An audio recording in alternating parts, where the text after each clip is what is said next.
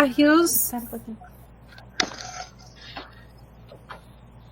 Boa noite a todos, eu sou Andréa Barrios, estou aqui com muito prazer apresentando a obra Espiral de Gerações, da Eliane Tonello.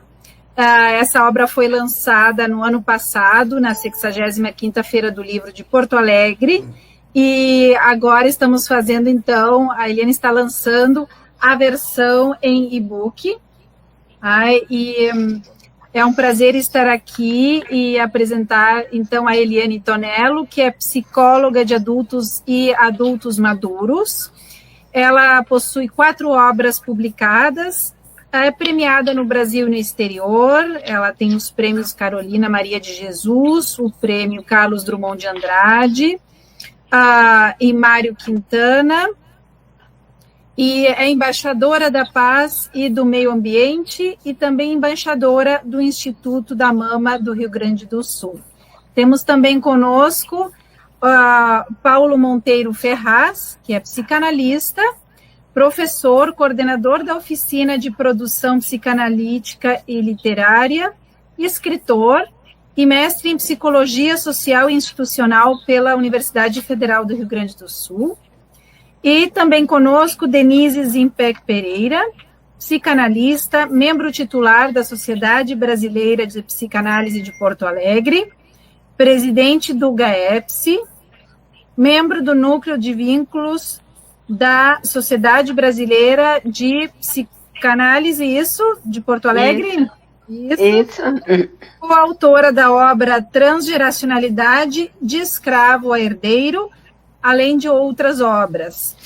Isso. É um prazer estar aqui com todos vocês. Boa noite. Obrigada.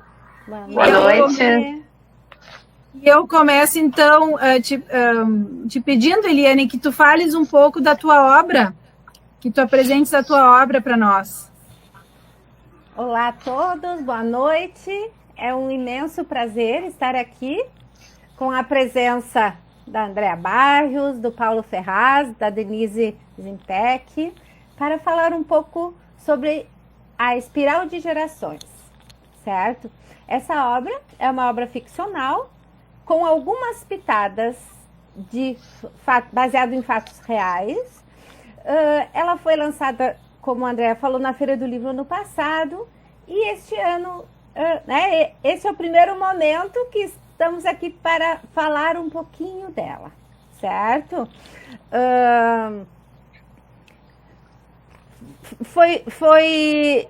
Demorou algum tempinho, né, Paulo, para torná-la como obra, né? Teve muitos sonhos, tem também alguns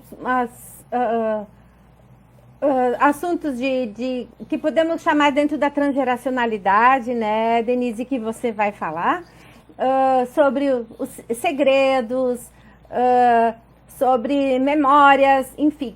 É uma história que inicia na Itália e vem para o Brasil, certo? Em torno de 1800 e pouco, né? Eu acho que a maior parte dos nossos antepassados, avós, vieram de outros países e, em tempos de guerra, né? Saindo daquele espaço de tempos de guerra. Então, com esses retalhos, eu fui construindo a obra A Espiral de Gerações, certo? É isso, André. Muito obrigada, Eliane. Bom, eu acho que eu sou a única aqui que não é psicóloga, né? Mas eu sou escritora e sou tua leitora. Antes de entrar um pouco mais no teu livro, eu gostaria de perguntar que circunstâncias levaram a psicologia a estudar sobre o tema transgeracionalidade? Porque eu fiquei muito curiosa, né? E a obra me fez pensar tanto o lado literário, o lado ficcional, como essa questão da transgeracionalidade, né? Eu convido o Paulo e a Denise, então, para comentar sobre isso. Como surgiu, então, esse tema da transgeracionalidade? Denise, tu gostarias de falar? Posso começar. Então, esse estudo, ele começou a partir de casos que foram aparecendo, né, de alguns psicanalistas e psiquiatras que estavam atendendo netos, né, de avós que tinham morrido no Holocausto, né, e que apresentavam sintomas onde os delírios, as alucinações, é como se eles estivessem vivendo cenas muito parecidas com as que os seus avós tinham falecido, né?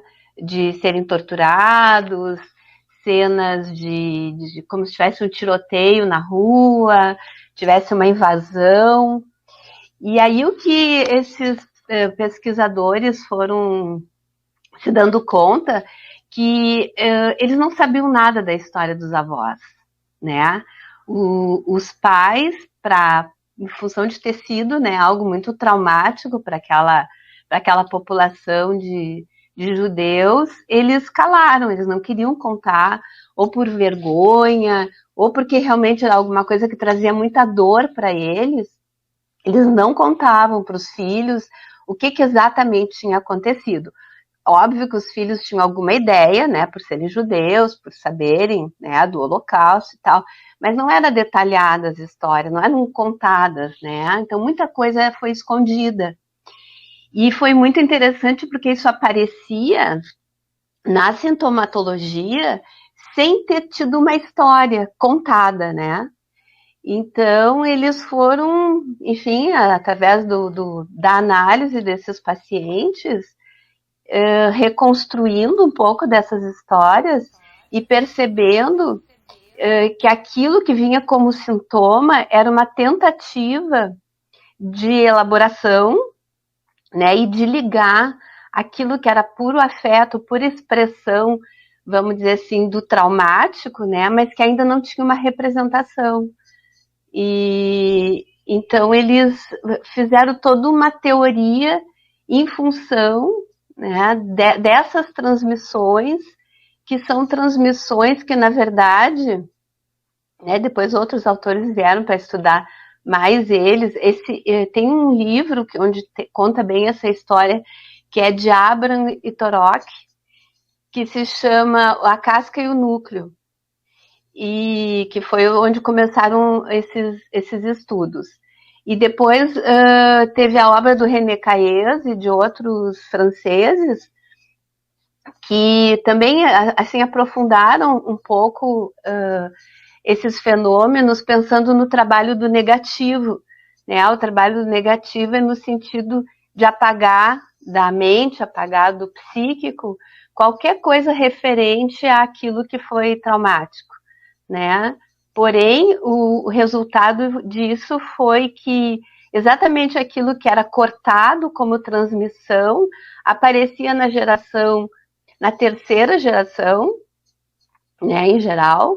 Então, assim, o traumático era na primeira, a segunda calava, né, e na terceira aparecia o sintoma, né? Então, eles teorizaram bastante sobre o trabalho do negativo, que é, na verdade, um corte na transmissão, né? Ao invés de ser uma transmissão de valores, de contar as histórias das famílias, né? Que é o normal, assim, é o que a gente chama de intergeracional. Então, são essas transmissões que podem ser faladas e que é possível que a transmissão seguinte possa, inclusive, elaborar isso e aceitar e trazer para a sua subjetividade aquilo que foi recebido. Enquanto que na transmissão transgeracional, o que se vê é um corte profundo, né? Esse trabalho do negativo, que ao mesmo tempo que corta a história, invade a mente do outro pela força que tem o traumático, pela força que tem o segredo.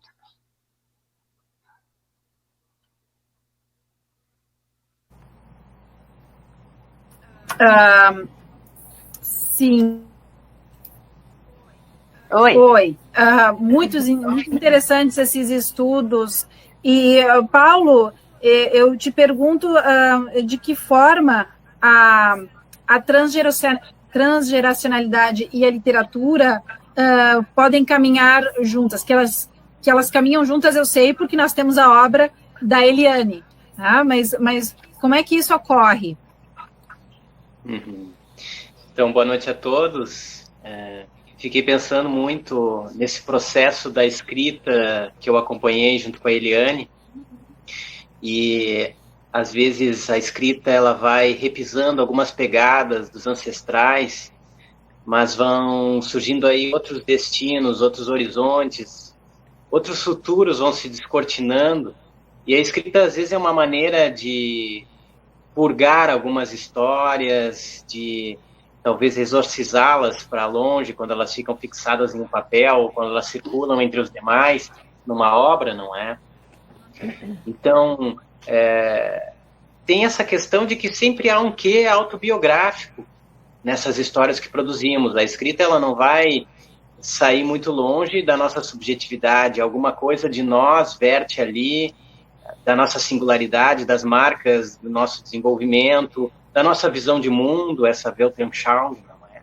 Que vai se transformando em escrita, que vai dando, talvez, esses contornos para uma obra.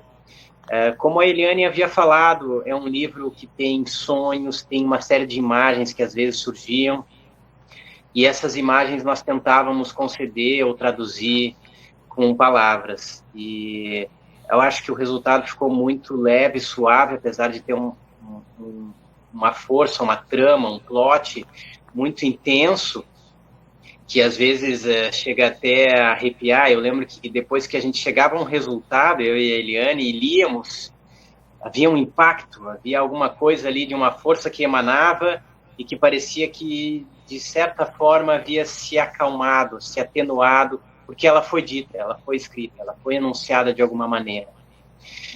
Eu queria até destacar um trecho que eu mesmo escrevi, não é? Que está na obra, que pode ter alguma ideia para que pensemos sobre o João, que é o protagonista, e que ele me parece muito, nessa trama toda, um Ulisses. Ele passa por uma série de epopeias, de situações trágicas, conflitivas, e ele, consegue chegar à sua terra. Não vou escrever aqui. Quer dizer, vou reler o que eu escrevi. A história começou em outro continente e terminou em nós.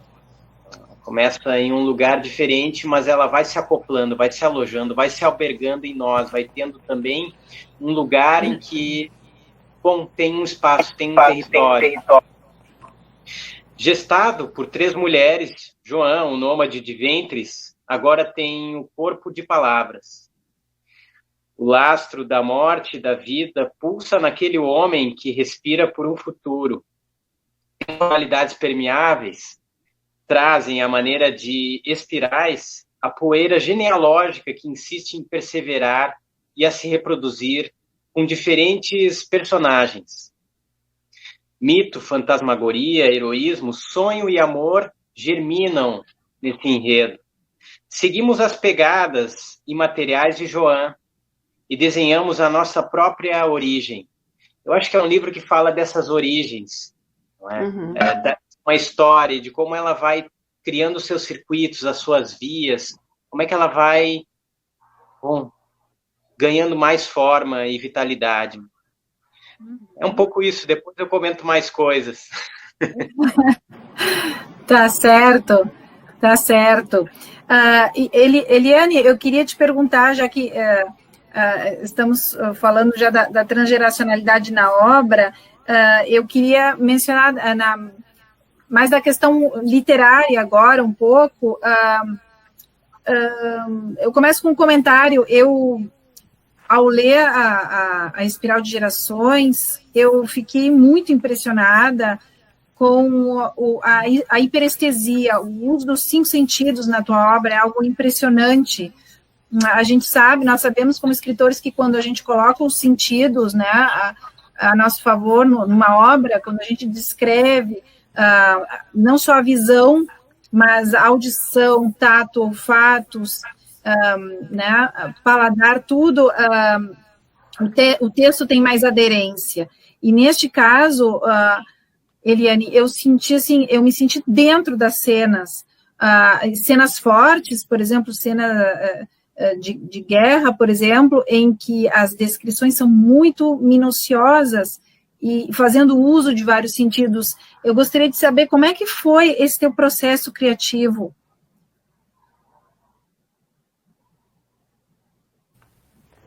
Oi, Andréia.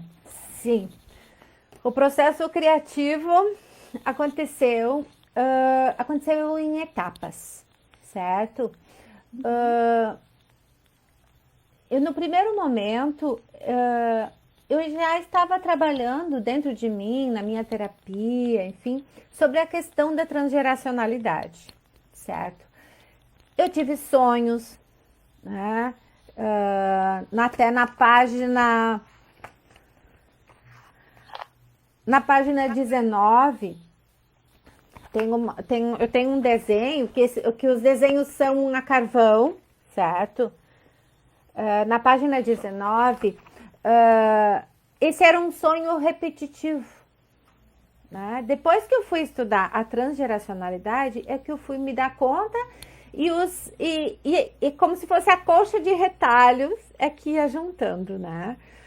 Então, ali é um momento de muita angústia, né? Eu acho que tanto esse desenho como os outros desenhos, enfim, eles vão mostrando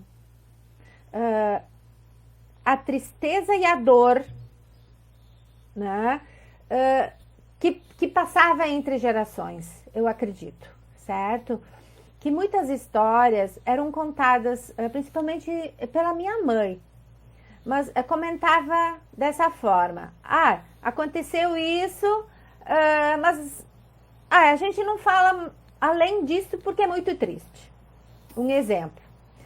Então, eu acredito que os desenhos, eles estão mostrando realmente, assim, a dor que várias gerações passaram e passam, que muitas vezes as pessoas não... fica como segredo, né? Por ser muito triste. E quando era criança, quando eu via a minha mãe comentar, enfim, os meus familiares, era falado isso. É muito triste. Isso é muito triste. Certo? Uhum.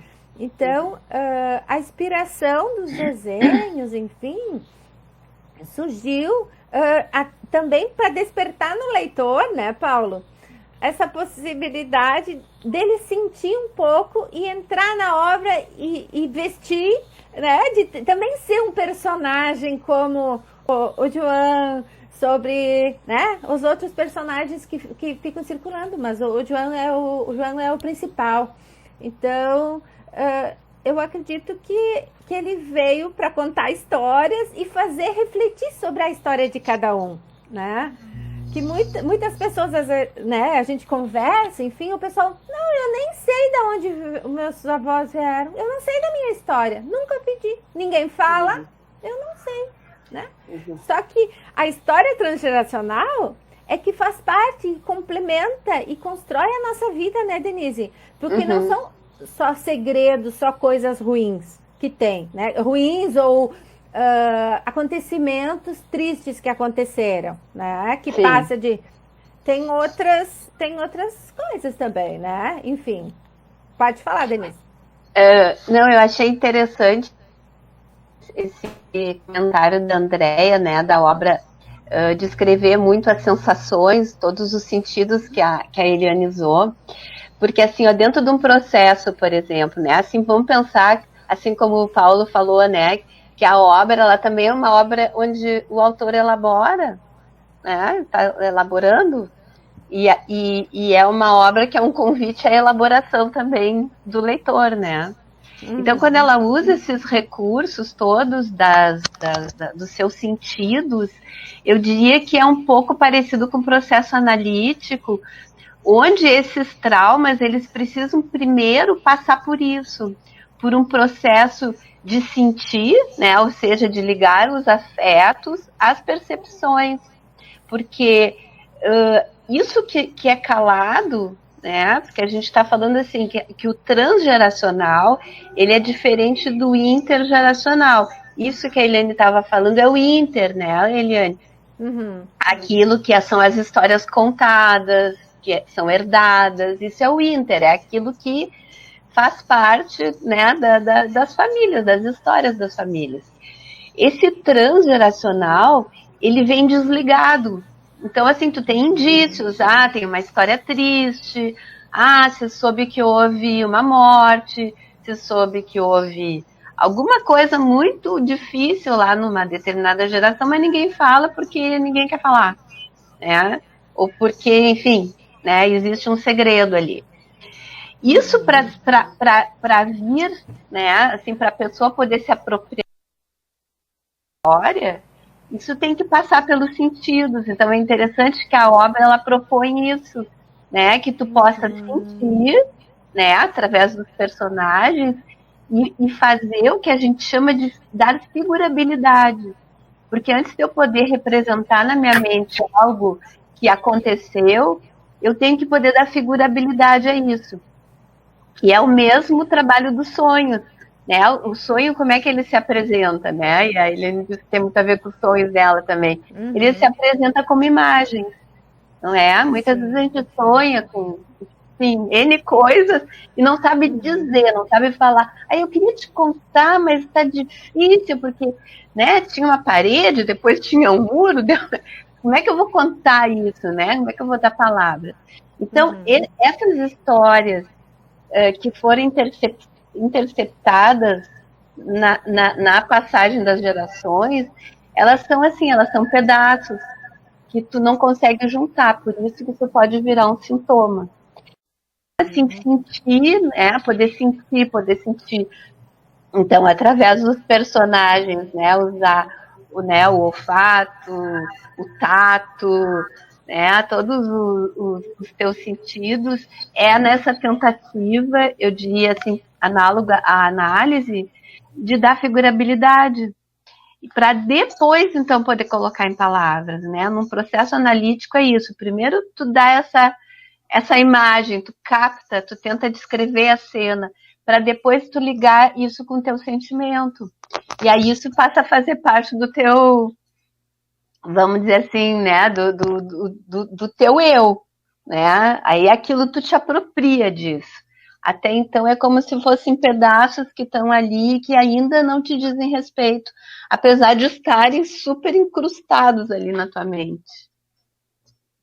Interessante, Denise, me chamou muito a atenção essa questão da descrição das sensações todas no livro, né, porque são muito fortes e muito nítidas, muito... Claro, eu tinha levado para o lado mais da técnica literária, né, mas não pensei, pelo que eu entendi, que também pode ser parte de uma elaboração, mas dentro da psicanálise. Claro. Né? E que, de alguma forma, convida o leitor também, né, que identificado com a obra, né, e com aquela história, também vai fazendo esse processo interno, né, cada um com a sua história, cada um com seus traumas, mas é isso, né, a gente vai ligando as palavras, a gente vai pegando emprestado as palavras dos autores para fazer essa ligação interna. Acho que essa é a riqueza, né, da literatura. Interessante. Paulo, eu te vi com o livro aberto, tu queres ler algum trecho ou fazer algum comentário? Quero. Viu aqui que eu fiquei inquieto, não? Louco para comentar alguma coisa, né? Mas o que eu ia trazer é um pouco desse significante que alude também ao título, a espiral, que é uma cena que se interpôs em várias frases e fragmentos que a Eliane ia trazendo para que nós elaborássemos essa obra, não é? Para que ela chegasse a esse resultado. E traz essa questão de um pequeno vórtice na terra árida, não? E de como aquilo, com essa força centrípeta, engolfa, encapsula algo e como se libertar daquilo, como arremessar essas questões para um outro destino, um outro patamar, uma outra vivência, não? E falando nessas sinestesias todas, acho que sim, eu indagava muitas vezes a Eliane, mas nessa cena, como se eu e ela estivéssemos lá assistindo aquilo que sob os nossos olhos acontecia, eu perguntava para a Eliane, bom, e que cheiro tem isso, não é? Bom, e o gosto do sangue, como é que a gente pode descrever? Não era um gosto de ferro? Como é que a gente ia encontrando essa precisão vocabular e esses detalhamentos que iam dando toda essa sutileza que eu acho que vocês perceberam, não? Eu vou ler um dos trechos que eu acho que pode ilustrar um pouco também essa síntese, não, que a gente foi criando. E uma coisa também que eu falei da leveza anteriormente, ou se não falei, pensei, são capítulos curtos, são cenas rápidas, que lembram até um sketch, assim, flash, e essa proposta é justamente de que parece que é um corte cirúrgico, tem uma assimilação, tem algo de um impacto seco, não, um golpe seco. Assim, eu vou tentar ilustrar isso com esse trecho, ok? A visão de bocas deformadas, dos narizes mutilados, dos fragmentos de gente, de merda, arranjados em valas, deflagravam o horror. Depois de fingir-se de morto ao lado dos corpos, misturas de identidades no lamaçal, muitos deles de olhos abertos e armas na mão, João saiu à procura de um esconderijo. Apartado da tropa, se embrenhou na vegetação e, ao longe, avistou um lugar seguro, o ventre de um cavalo moribundo. E já vai para uma outra cena.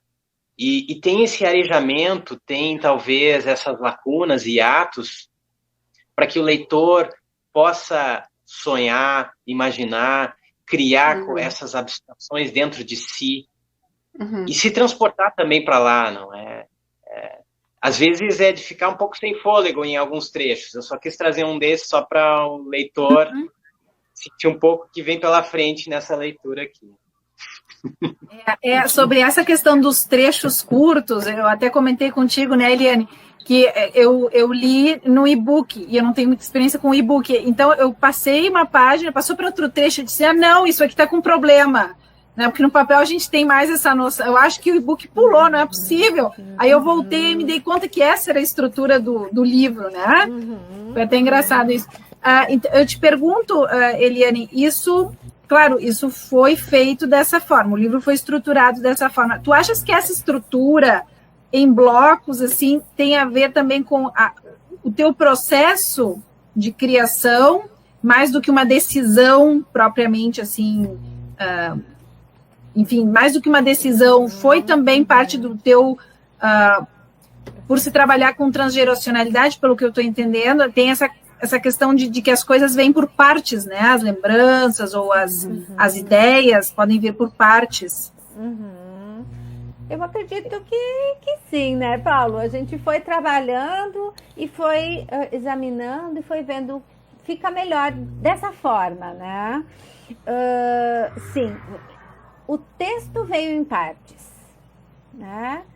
Em 3 madrugadas, eu acordo e escrevo 3 páginas. E aí, na oficina, com o Paulo, a gente se deu conta que era início, meio e fim da história. Então, veio em blocos, sim, né? E eu queria colocar também, trazer para vocês o prefácio que eu tive a honra de tê-lo pela Maria Helena Martins, que é doutora de Teoria da Literatura, diretora de Cultura, Humanidades e Literatura do Self Ciro, certo? E ela assim nos diz, né? Não diria que em cada frase há uma surpresa, mas poucas estão livres de dar uma sacudida no leitor, que volta atrás buscando na releitura um fio que não perdeu, mas um sentido a mais para o que acaba de ler. Trata-se de um jogo de quem escreve, instigando quem lê e se arrisca a ter seu escrito abandonado. As páginas em branco são generosidade da autora, são espaços que decoram o que se pensou. Seria um texto pelo avesso? Ela nos questiona. Se refugiar na morte para fugir dela? Se esconder na morte para viver? Antes, um texto desavergonhado, que não está para gratuidade. Se parece ignorar limites que as receitas do bem escrever indicam. A linguagem tem o jogo vocabular, o truque maior, a força de expressão de sua escolha. Não à toa, diz a autora, a palavra escorria como lágrimas, numa narrativa quase delirante, digo eu. Na ilustração infantilizada, a expressão, de pronto, parece deslocada do texto, mas com ele trava um diálogo e se afirma entre o bisonho e mais uma expectativa a rondar as leituras, como o acalmar o desassossego do leitor. Assim, o texto vai levando quem lê numa quase suspensão. Desistência, persistência, desconforto, prontidão. Tudo em prol de memórias de uma linhagem tecida de perdas e encontros, até se assentar na fala mansa e no gesto delicado de quem escreve, acalmando seus fantasmas. Esse é o prefácio. Eu acho que resume e fala um pouco mais também desses espaços, desses espaços em branco, né? E sim, Andréia, em blocos, né? Eu acho que até no processo psicanalítico também, né, Denise e Paulo, vai surgindo em bloco, né? Para ser trabalhado, para ser tornado palavra, né? Ou também através da escrita, enfim. Foi um processo, eu falo assim que foi bem difícil, né, Paulo? Foi um processo difícil, mas assim, depois que passou todo esse processo da escrita e que a gente concluiu, enfim, foi um alívio mental, foi um alívio muito grande. Hoje eu me sinto outra pessoa, de ter conseguido colocar em palavras o que estava encostadinho, né, guardado lá no inconsciente e que hoje talvez eu possa falar que ele me conduz. Essa força, essa energia que liberou é o que dá força, assim, né? Até depois dessa escrita da Espiral de Gerações, já veio a Laila e a Uva, já veio outro livro, outra obra. Então, tá vindo com uma outra energia, com outro toque, parece, né? Então, como vale a pena trabalhar? É doloroso trabalhar em análise, né? Mas vale a pena olhar para isso e dar um sentido. Acho que dá um sentido, assim, para a vida, para as coisas, sabe? Acho que nos torna a gente, né? Quando a gente conhece um pouco mais também dessa parte, nos torna mais humano, assim. Pelo menos é o que eu estou me sentindo, assim, mais inteira, sabe? Bacana, Eline. E é interessante porque tem o processo psicanalítico, e tem também o próprio exercício da escrita. Eu acho que mesmo que não seja em análise... Ele é elaborativo. Como, Denise? Ele é elaborativo, né? Exato. Eu acho que quanto mais o escritor põe em palavras o que quer expressar, quanto mais elabora os seus textos, quanto mais escreve, mais eu acho que ele se conhece, até no seu próprio potencial narrativo, criativo, né? E eu pensei muito nessa questão da espiral, porque eu acho uma imagem muito interessante, porque a espiral parece que me dá a ideia de que um tema pode ser retomado em diferentes níveis, né? E tô certa, Paulo? Então, não, porque eu estou falando com psicanalistas, né, e com psicólogos, então eu preciso confirmar. Então, eu acho que essa estrutura do texto em blocos me deu essa sensação de espiral, talvez mais do que se tivesse sido uma escrita linear. Eu acho que fazer retomadas numa escrita linear teria sido mais complicado. Eu não sei se eu teria tido essa mesma impressão como leitora. E como ela está em blocos, pode ser que eu retome o tema em diferentes lugares da espiral, ou que eu passe de novo pelo mesmo lugar com outra visão. Então, tornou uma leitura riquíssima, que vai muito além, né, da técnica literária, Eliane. Então, realmente, eu fui muito sacudida pelo teu livro, né? Eram várias sacudidas em cada bloco, e ainda bem que tinha os espaços esses para dar uma respirada para poder continuar, né? Sim. Então, Denise. Então, tem um autor que se chama Albert Eiger. Ele é um argentino que hoje mora na Espanha. E ele tem um livro, é o Parentesco Fantasmático, é o nome do livro dele. né? E ele fala desse fantasma que atravessa gerações e que tem a ver com esses segredos, né?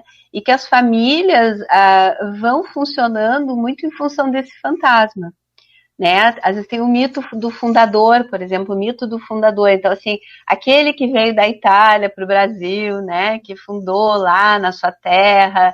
Então, tem o mito do fundador. Se ele foi um bêbado e deixou todo mundo na mão, né? Então vai ser uma história traumática, onde todo mundo viveu um desamparo, ou se ele foi aquele cara que cultivou a terra, fez a sua vinícola e todo mundo prosperou, né? Então esse fantasma, ele atravessa as gerações. E aí ele fala de representações cheias e representações vazias, né? E agora, ouvindo vocês ali sobre a questão que na escrita tem lacunas, não é? Tem cortes, onde fica muito, né? Até as páginas em branco, onde fica muito por conta do leitor de preencher aquilo com o seu próprio imaginário, né? Fiquei pensando assim, o quanto, quando o escritor, né, que está elaborando a sua vivência ali, principalmente dentro desse ponto de vista transgeracional, ele também precisa dessas representações vazias para poder preenchê-las, né, através da escrita, através da criatividade, através dessa figurabilidade de contar uma história, vai preenchendo a sua própria história, né? E dando também margem para o leitor também preencher, né, com as suas próprias representações. As suas representações são representações ocas, que eles chamam, são ocas e cheias, né? E que essas ocas têm a ver com esse fantasma aí, daquilo que não se sabe do fantasma, daquilo que fica só como algo que ronda ali, que todo mundo tenta nomear, mas não se sabe bem o que é, né? E, em geral, tem a ver com alguma coisa bem traumática, né? Porque as coisas que não são traumáticas, elas são possíveis de serem contadas, né? Então, vai passando de geração em geração, mesmo que vá tendo as suas distorções nessas passagens, mas tu tem uma história para contar, né? E nesses casos de traumas passados, né, por outras gerações, ficam essas lacunas, ficam essas representações ocas que ele chama, né? Então, acho que escrever e ler também a obra, né, é uma possibilidade, assim, também muito psicanalítica, eu vou dizer, né? onde tu tem essa capacidade de dar figurabilidade a essas, então, vamos dizer assim, a essas que não são representações, eu acho que são sensações, são pedaços mal representados, né, que ele chama de representações ocas. Eu fiquei pensando nessa questão das representações e me veio agora uma relação com as tuas ilustrações, Eliane. Eu queria que tanto tu quanto o Paulo falassem um pouco dessa questão. Eu fiquei me perguntando, Eliane, ao longo da leitura, se as ilustrações foram feitas depois de o texto estar pronto ou se elas foram surgindo junto com as tuas descobertas e a construção do teu texto, né? Assim como o teu texto surgiu em 3 madrugadas, como é que foi com as ilustrações? Porque elas também fazem parte de um processo criativo, né? Não importa se relacionadas a um texto ou não, né? Também é criação, também são arte, né? Como foi? E como foi daí, Paulo, o trabalho dessas ilustrações, né, em conjunto? Eliane, como foi? Essas ilustrações, elas surgiram quando o texto já estava pronto. Né? Até foi sugestão na oficina, né, Paulo, de fazer algumas ilustrações. E assim, na família, eu tenho não sei se era avô, bisavô, alguma coisa assim, ele trabalhava com carvão. Era carvoeiro. E aí surgiu a ideia de fazer os desenhos em carvão, né? E aí foi inspiração. Eu lia o texto e começava a desenhar. Foi criação, assim, espontâneo, foi muito espontâneo, assim, foi em 2 momentos eu fiz todas as ilustrações, aí eu batia a foto e mandava pro Paulo, né? Olha só que eu fiz aqui, né? Olha só, que você acha? Que era um momento também, depois a gente acabou se encontrando, era um momento que a gente fazia oficina presencial, né, Paulo? Hoje não daria, né? Mas foi um processo criativo após a escrita do texto. Com base na leitura. Assim, isso, e na leitura. Lia o texto, lia a cena e pensava, né, em alguma coisa que pudesse representar aquilo, mas sem muito intelectualizar, era algo assim espontâneo. Isso aqui, né? Surgia, assim, na hora, eu fazia e era aquilo, assim. Uma inspiração puxando a outra. Isso é legal. Isso mesmo. Paulo. Fiquei pensando, não é? Realmente, a Eliane, nessas madrugadas que acordava, alguma coisa impulsionava, começava nos sonhos, no sono, e depois se convertia em escrita. E, bom, ela realmente trouxe ali um roteiro, um rascunho de toda essa estrutura do que seria a sua obra. Então, começou ali com algo sonambúlico, talvez a gente possa brincar com isso, não? Uma escrita sonambúlica, e de repente ela vai acordando, vai tendo outras questões ali que surgem.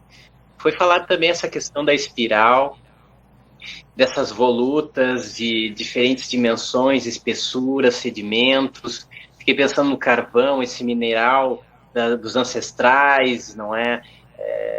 Só estou trazendo talvez algumas associações, e realmente havia essa questão quase que gemelar da profusão de imagens que a Eliane construía, tanto na escrita quanto nos desenhos, não? E nesse processo de gestação da obra havia esse alinhamento, essa fraternidade íntima entre uma imagem e o texto, que às vezes era,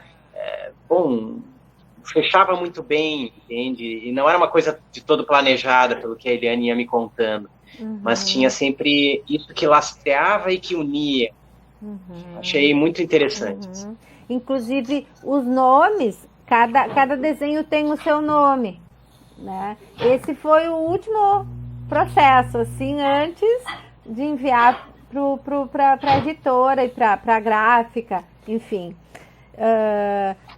São bem representativos, eu acho que mostra, é como se fosse um resumo, né? Como eu gosto muito da poesia, que a gente consegue condensar todo um pensamento, algo que brota dentro de ti em algo resumido, né? Então, eu acho que a imagem também funcionou como se fosse uma poesia. A imagem, o desenho e o nome também. Eu queria trazer aqui também um poema que fala um pouco... assim, os poemas surgiram antes, né, Paulo? Os poemas surgiram quase, assim, um ano antes. Era já o prenúncio do que viria. Era o prenúncio do que viria. E aí, quando eu fui montar o livro, que eu fui organizar para enviar para a editora, para a gráfica, eu pensei, nossa, aqueles poemas estão prontos. Eles podem dá para usar muito bem aqui porque fala do tema, né? Então, eu trago o poema para ilustrar um pouquinho aqui. Quem sou eu?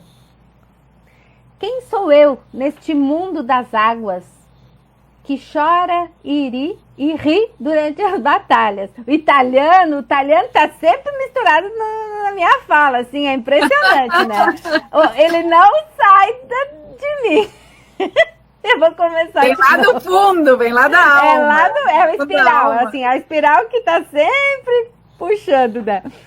Quem sou eu neste mundo das águas que chora e ri durante as batalhas? Carrega destinos e valores, mas também histórias inomináveis. Sou um ser esperançoso que busca o tangível, mesmo quando para muitos é impossível. Sou sonhador e desejante. No encontro, torno-me único e semelhante. Sou um ser em permanente evolução, que busca olhar para o belo que está dentro de si. Fica feliz e, quando descobre, é um Deus responsável pela própria criação. Esse, então, foi o que iniciou toda a parte. E aí temos, mais para o final, temos o genealogia. Aqui dá para ver. Levanta um pouquinho, Eliane. Levanta um pouquinho, Oi? porque tem uma imagem muito bonita. Levanta ele um pouquinho, assim. Um pouquinho mais. Pro outro lado, pro outro lado. Isso. Isso, agora sim. Agora. Tá.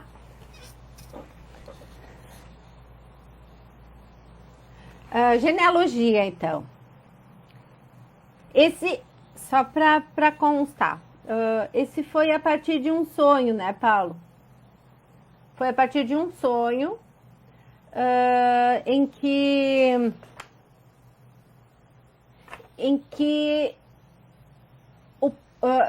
estavam num navio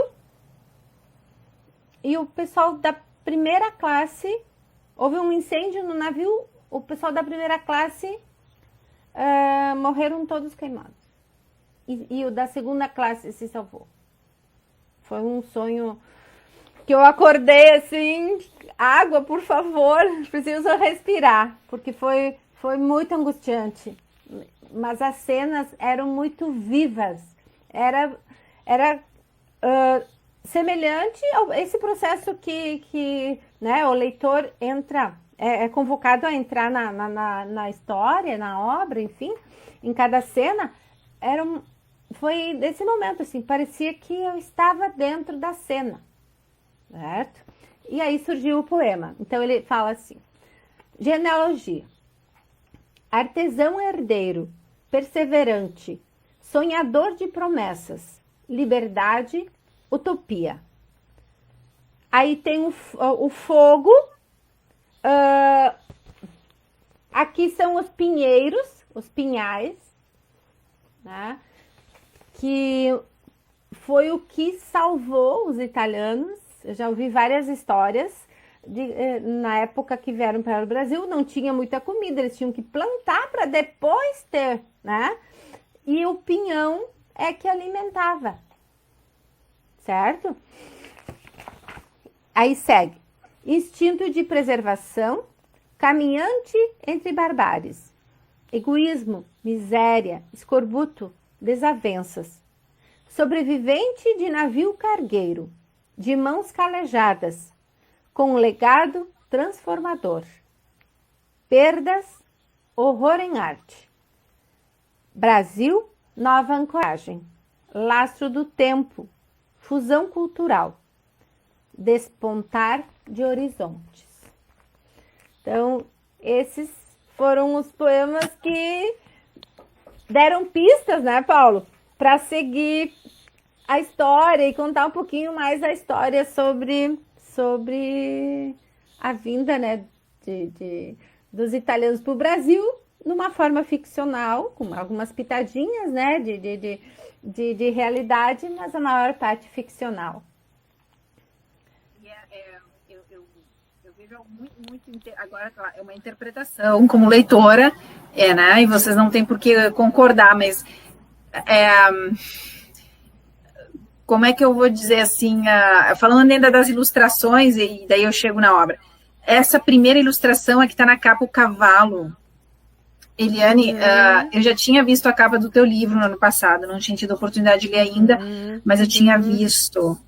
Eu achei me vinha à cabeça algo de arqueologia, assim, de procura histórica, porque esse cavalo, ele é lindo, ele parece aquelas representações que tem nas grutas, de Lascaux e outras, né, pelo mundo, parece algo tão ancestral, eu não sei, tem traços ali que me remetiam já. A gente não deve avaliar o livro pela capa, é claro, mas né, essa imagem justamente estava na capa, e depois eu achei ela dentro do livro.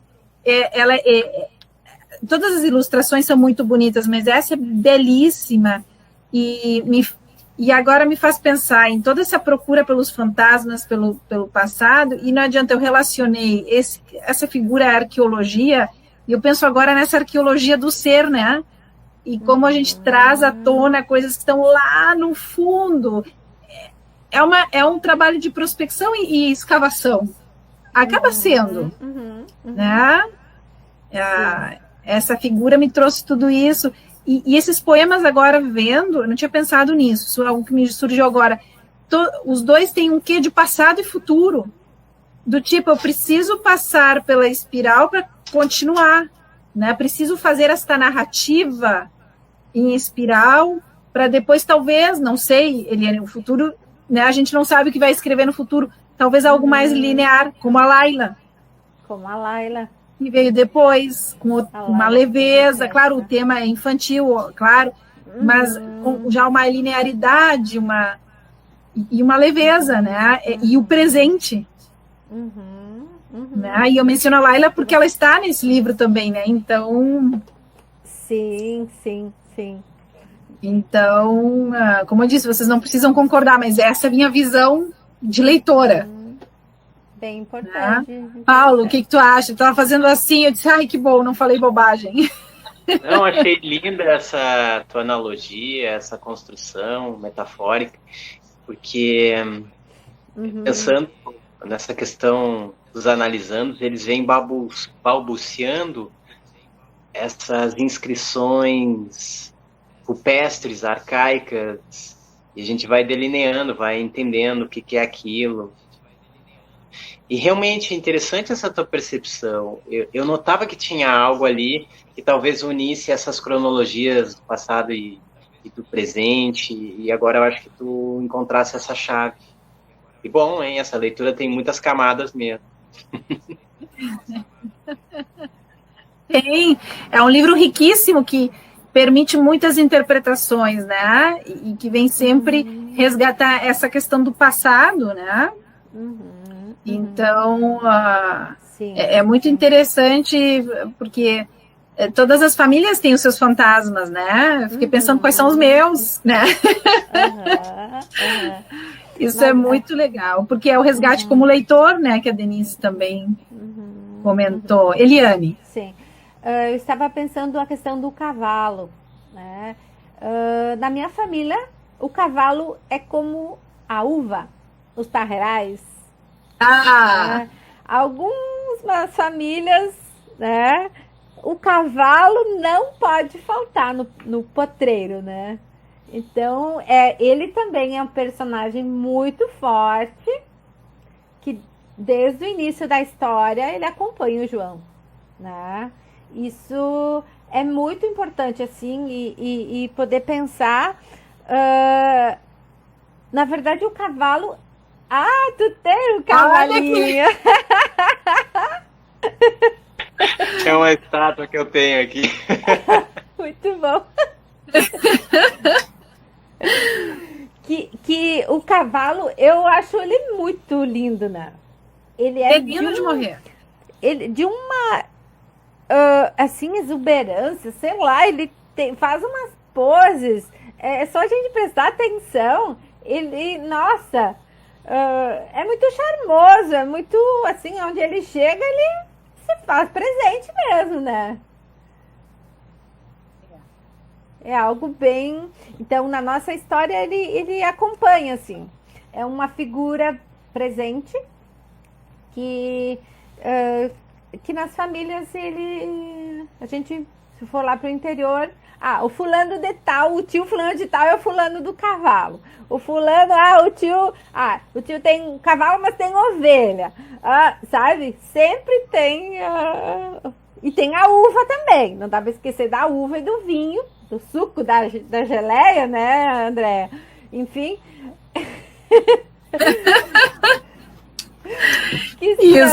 Que faz parte da cultura, né? Enfim, de sobrevivência, enfim. Tem toda a parte, também fala, né, no livro, toda essa parte dos trabalhos manuais, que é muito forte, assim, na minha família, por exemplo, porque como várias famílias, né, que vieram pro Brasil, enfim, eles aprenderam a fazer de tudo, assim, para sobreviver. Então, se precisava costurar, costurava, se precisava bordar, bordava, fazer comida, se precisasse fazer o caixão, vai lá, pega as madeiras que tem, que era o que era na época, as madeiras que sobrou da casa, enfim, faz o que precisa fazer, vai e faz. Então, é muito rica, né, essa parte dos trabalhos, enfim, manuais e na cultura. Vê que interessante, eu já te deu a palavra, Denise. No teu livro tem trabalho manual. Uhum. Os teus desenhos. Uhum. Não foge do que você está dizendo. Maravilhoso. Denise. Eu ia marcar, desculpa, eu ia marcar de novo essa diferença, assim, das transmissões intergeracionais, né, que são essas, assim, do artesanato, né, do cultivo da uva, né, do vinho lá dos primeiros, né, que fizeram, dos fundadores das vinícolas para o vinho que é hoje. A gente vai lá para a Serra, a gente vê que se aprimoraram muito, foram para fora do país, né? São os, né, vinhos premiados, assim. Então a gente vê que essas mensagens, tudo isso da cultura que é transmitido de uma geração para outra, tem toda essa possibilidade de ser elaborada e de ser transformada, né? Então, assim, é uma herança que o sujeito se apropria e que ele pode mudar a partir da vivência do atual, do momento, né? Bem diferente dessas transmissões que são cortadas e que atravessam as gerações como fantasmas e que tu não tem, aí corta toda essa possibilidade de transformação, né? Então são aqueles pacientes que chegam e que não conseguem falar, eles transbordam emoção, eles transbordam angústia, mas eles não conseguem dizer por que eles sentem. Eles dizem assim, eu tenho um vazio, eu tenho um branco, então apelam para droga, apelam para bebida, ou o próprio corpo, né, que acaba adoecendo de tanta angústia desligada, né, porque não tem capacidade psíquica de dar conta de algo que, né, que vem vindo, assim, né, nessa cadeia cortada, vamos dizer assim, interceptada, né. Quando tu estava falando das escavações, eu me lembrei, assim, porque um dos termos que os autores usam é a cripta, né, que esses segredos, eles estão encriptados numa determinada geração. A cripta é um túmulo, né, então isso está enterrado, né, e isso é passado para a geração seguinte como um fantasma, mas que não se sabe o que está enterrado lá, né? Só se tem essa percepção de que tem algo que está muito mal, não sabe se o que é, né? Então, assim, como são diferentes essas transmissões, né? Então, uma dá toda essa condição de criatividade, de mudança, de apropriação da herança, e a outra corta, né? A outra é o que corta. Denise, essa parte que você está falando também dessa questão da transgeracionalidade de escravo a herdeiro? Exato. Tu pode ser o escravo, né? Então, assim, né, pela linha do transgeracional, ou seja, do corte da intergeracionalidade, existe um corte na transmissão. Então tu fica escravo, na medida que tu não pode processar esses, né, isso que não foi passado, né, isso que fica trancado numa cripta, tu fica escravizado por isso, porque o teu psiquismo não tem como dar conta, não é sozinho. E quando tu é herdeiro, bom, o herdeiro sim, né, ele pega a sua herança e ele transforma em algo dele.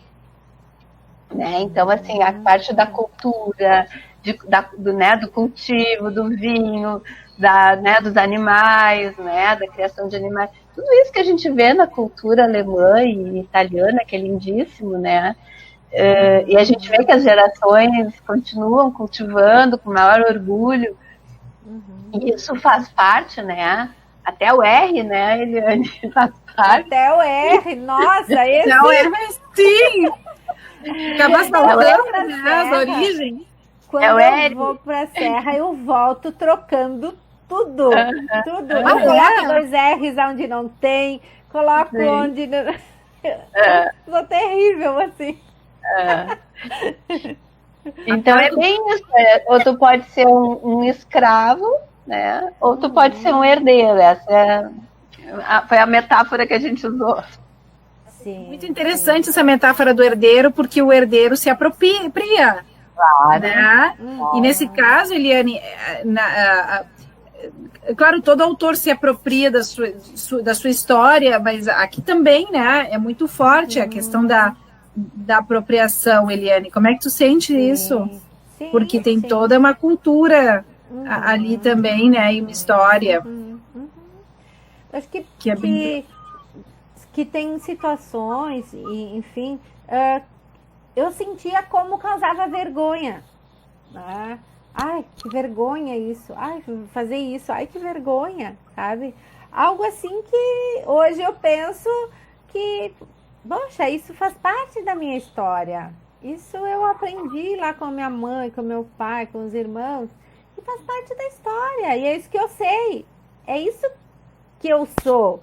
Eu gosto de bordar, gosto de fazer tricô, gosto de fazer crochê, né? Enfim, sou eu, né? Isso eu aprendi. Eu aprendi porque eu me identifiquei com aquilo e gostava muito e gosto muito. Hoje, daqui uns dias vai nascer meu neto, eu já fiz o enxovalzinho de tricô, né? E eu aprendi lá quando eu era criança ainda. Que começava com 10 pontos, ia para 20, depois voltava para 7, 8, ficava todo assim, né? Mas eu estava ali aprendendo, e eu aprendi. E, então, o quanto é importante aprender também quando a gente é criança. A gente não esquece nunca mais, né? assim, tudo que eu sei hoje, tudo que eu faço, eu aprendi quando eu era criança. Eu saí de casa com 20 e poucos anos. Então, eu sabia tudo. E olha só, a minha mãe sempre comentava assim, vamos aprender a fazer de tudo, porque a gente nunca sabe o amanhã como é que vai ser. Ela passava essa frase pra gente, que era para aprender um pouco de tudo, fazer. Que se um dia a gente precisasse, a gente fazia. Se não precisava, ok. Né? Então, hoje, vivendo nesse momento de pandemia, eu resgato isso. Né? Que a gente tem que fazer comida, tem que limpar a casa, tem que cuidar, né, da roupa, das coisas, né? Escrever, os atendimentos online, enfim, a gente consegue fazer várias coisas, né? E foi graças a esse tempo que eu aprendi, de criança, assim. Então, isso acho que é muito bom. Não só italiano, né? Eu acho, Denise, e alemão, mas outras, né? Outras culturas. As outras culturas também, o pessoal, né? Cada povo tem a sua cultura, enfim. Claro, e como é rica, né? Aqui no Rio Grande do Sul, principalmente, cada região que tu vai, como tem coisas para a gente aprender, ou olhar, visitar, que é diferente, né? Da nossa, assim, enfim. Então, é uma riqueza sem tamanho, né? O Rio Grande do Sul. Uhum. Eu fiquei pensando, assim, da própria... da própria escravidão, né? O quanto se negou, esse é um assunto tabu de se falar, né? E quanto isso hoje aparece na sintomatologia, né? Dos descendentes africanos que vieram, né? Como escravos, e tem toda uma história de horror, de abusos, de tudo que eles sofreram, né? E que até hoje é um povo que tem vergonha do que aconteceu, né? Hoje, atualmente, está existindo um pouco desse resgate né, da negritude como orgulho, como, né, de buscarem, enfim, suas músicas, seu folclore, suas danças. Mas a gente vê muito como esse povo também ele foi relegado a algo assim, né, que quanto demoraram para entrar na cultura. Agora eu ainda estava lendo alguma coisa assim que lá depois da abolição não era permitido, eles mesmo já aforreados, não era permitida a entrada de negros em escolas, né? Então assim, eles não tinham acesso à cultura. Então, e ali teve uma interrupção assim, dessas transmissões geracionais, porque houve um corte traumático com a história deles, de onde eles vieram, né? Eles não vieram porque quiseram, né? Eles foram trazidos. Enfim, é um capítulo à parte, eu não vou entrar muito nisso, mas só para a gente dizer assim, né, que essas origens e o que se faz com a história, né? Como essa história das famílias e dessas migrações todas vão se desenvolvendo e como vão se dando essas transmissões, tem muito a ver com o que a gente vê na realidade hoje, né? Sim. Acho que isso aparece no social. Né? Sim. Então... Diga, Eliane. Não pode. Eu estava pensando, eu queria agradecer o Guilherme pela organização do e-book. Ele deve estar nos assistindo. Foi quem estimulou e quem fez todo o trabalho, né? Parabéns para o Guilherme. E ficou muito bonito. Ele tem um trabalho muito bem feito, elaborado, uma praticidade assim, né, da leitura. Eu acho que você pôde presenciar, né, Andréia, que você adquiriu. Então, tá aí, né? A Espiral de Gerações em e-book e impresso. Aí o impresso é comigo, né?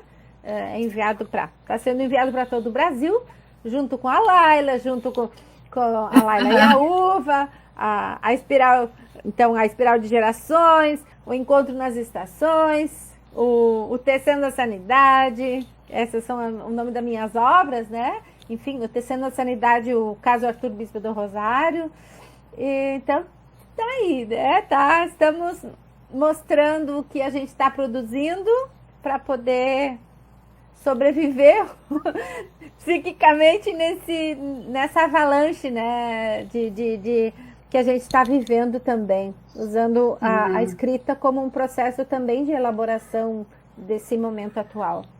Sim, e não só escrita como a leitura. A leitura. Seja um texto próprio, seja o texto do outro, com certeza todos elaboram, como a Denise comentou, né? A gente sempre elabora alguma coisa e procura alguma coisa boa dentro, né, da gente. E a questão das heranças, tem os segredos, tem os fantasmas, mas tem também aquelas heranças, talvez, vou dizer assim, não escondidas, as implícitas, como o aprender a fazer de tudo, né? Independentemente de qual for a cultura, sempre tem aquele lado, o legado, né? O positivo que se leva, né? Em cada família que se leva adiante, se transmite de geração para geração. Tem os fantasmas que tem o lado dos princípios, tem o lado da cultura, do saber fazer no nível micro, dentro de casa, um crochê, um tricô, né? Uma receita que se passou de geração para geração, uma história. Pregar um botão. Claro, né? Eu acho que a gente, é o momento, né, em que a gente está olhando muito para dentro de nós mesmos, para as nossas casas, e eu acho que é o momento em que surgem também coisas muito boas, né? A gente começa a valorizar, né? A nossa história, né? E o que nos foi passado, né? Eu acho que isso também é muito o que nos foi transmitido e o que nós herdamos, às vezes que a gente herdou por se apropriar, por fazer todo um trabalho psicanalítico, ou não, o que a gente se apropriou porque nos foi dado assim, né? Uma avó que nos deu, uma mãe que nos deu, né? Uma tia, né? Nesse momento, eu acho que a gente tem que cultivar também, né? Essas coisas que são tão boas, né? Para poder também nós passar adiante, né? Para continuar. Sim. Que junto vem o afeto, o carinho, o aconchego, a segurança, né? Isso.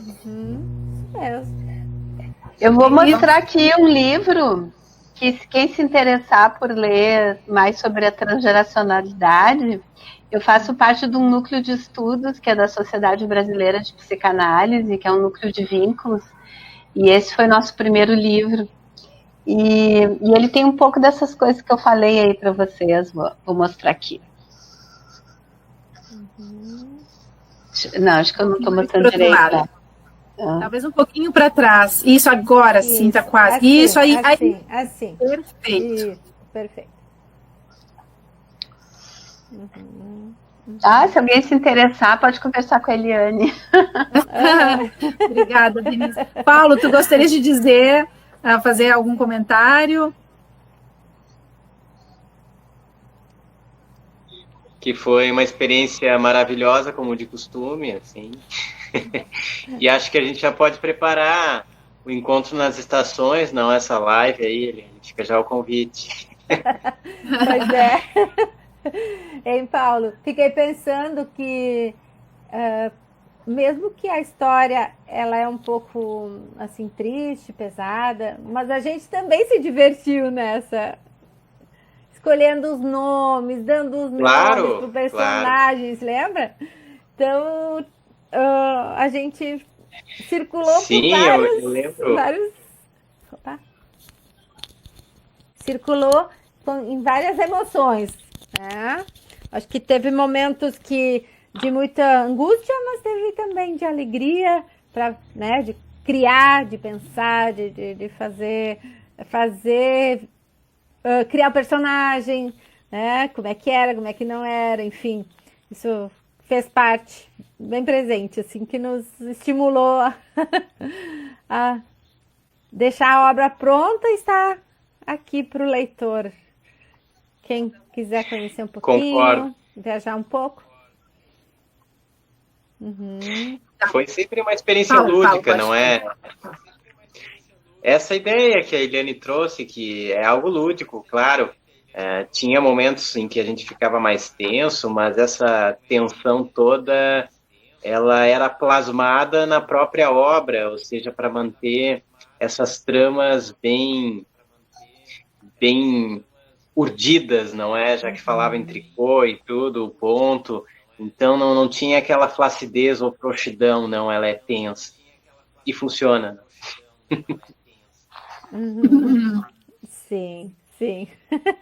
Da minha parte, Eliane, eu quero te dizer que eu quero te agradecer mais uma vez, porque eu já era tua leitora em poesia, e eu me refiz leitora tua em narrativa, né? Tu sabe, vou contar aqui, eu te liguei aquela noite para te dizer, eu não acredito que tu escreveu esse livro, porque não que eu duvidasse da tua capacidade, porque eu já te conhecia como escritora, mas pelas sacudidas que eu levei, né? Porque eu te conhecia da Laila, da poesia, que com certeza tem uma obra profunda, mas que tinha mais, o que eu conhecia de ti era mais leve, né? Tinha uma leveza, né? E essa obra muito intensa, para mim, foi uma experiência única, assim. Então, eu te agradeço por ter me refeito tua leitora e por tu teres me convidado para estar aqui essa noite.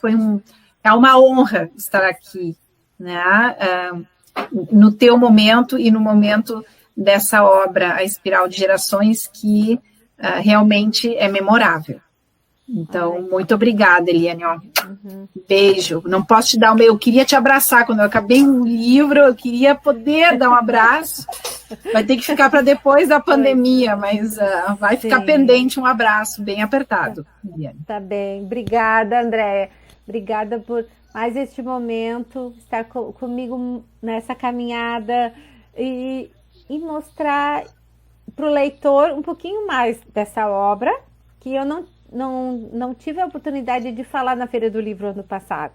Então, esse é o primeiro momento que a gente está, né, junto com o Paulo, com a Denise, com você, para falar um pouquinho do que se trata dessa obra. Então, deixo aqui o meu abraço a todos vocês. Muito obrigada, né, Paulo, obrigada. Obrigada, Adriana, obrigada, Denise, por mais este momento tão rico de aprendizado, que faz a gente pensar um pouquinho na nossa vida, no valor das nossas heranças, né? Gratidão. Obrigada a vocês todos. Também queria agradecer. Eu que agradeço. Também queria agradecer a participação, adorei participar, achei, né, da gente poder fazer essa mescla aí de psicanálise com literatura, eu acho assim que né, que dá muito certo, né, eu acho que é prazeroso, é lúdico, né, eu acho que a gente pode falar um pouco dos conceitos, apresentando isso, né, na literatura e acho que para quem está ouvindo, enfim, para quem vai ler a obra, dá mais sentido, né? Dá mais sentido. Então, também agradecer a Eliane esse convite, adorei, né? Adorei ouvir vocês, adorei conhecê-los, muito obrigada pela participação. Obrigada, Denise, obrigada. Um momento muito rico. Eu também, eu agradeço por mais essa chance da gente poder ter essa interlocução, que é sempre muito gostosa. E seguimos, não? Valeu por tudo aí. E um abraço a todos que puderam assistir. Ok. Então, eu desejo uma boa noite a todos. Boa noite. Eu vou te deixar encerrar, então. Tá bem. Abraço a todos. Boa noite. Tchau, obrigada. Tchau, boa noite. Obrigada.